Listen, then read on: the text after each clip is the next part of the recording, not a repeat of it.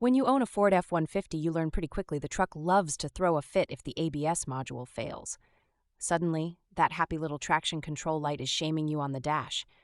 Who invited it? Not me. One of the wildest things about the ABS module is just how expensive that tiny box can be. Ford charges hundreds, and the mechanic wants a piece of the action too. Expect a shop visit for module swap to hit $600 easily. Most people start with a little denial. Maybe it's just a loose fuse or low fluid. But if your ABS light stays on and you lose anti-lock braking, it's almost always the module. You'll know because sometimes you'll hear it clicking when it shouldn't, like it's over-caffeinated. So you decide to tackle it yourself, hoping for a win. First step is to disconnect the battery.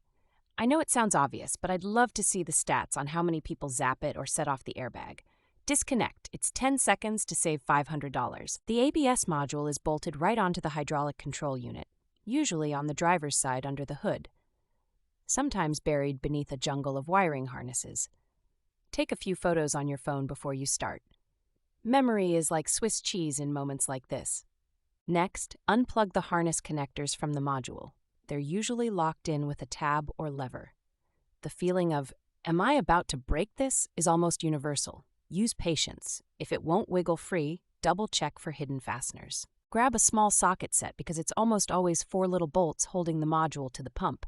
This part is mechanical trust falls. You might drop a bolt, and now you're playing find the needle in the engine bay. Pro tip, a magnet on a stick saves your day. Now the tricky part, swap the new module in place, lining it up with the tiny pins and getting those bolts back in. If it doesn't fit, don't use force. It only goes one way.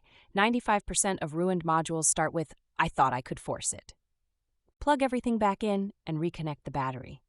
Here's the moment of truth. Turn the key. Most of the time, the ABS light will go off after a few seconds. If it stays on, don't panic. Sometimes it wants to be told gently with a scanner to behave itself. You need an OBD2 scanner with ABS capability. It doesn't have to be dealership level. $40 Amazon special will usually do it. Clear the codes. Sometimes, older F-150s will auto-learn, but if not, the scanner is your ticket. Now, test drive at low speed, not I-5 level mayhem. Test the brakes and get up to 15 to 20 miles per hour. The ABS should modulate if you stomp the pedal on gravel or wet pavement.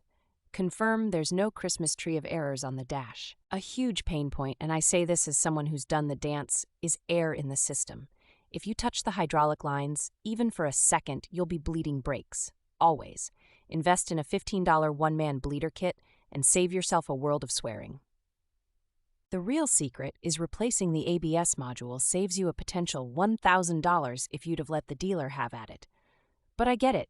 Nerves are real, and YouTube is both friend and false confidence. Just take your time. And remember, YouTube was invented for moments like these.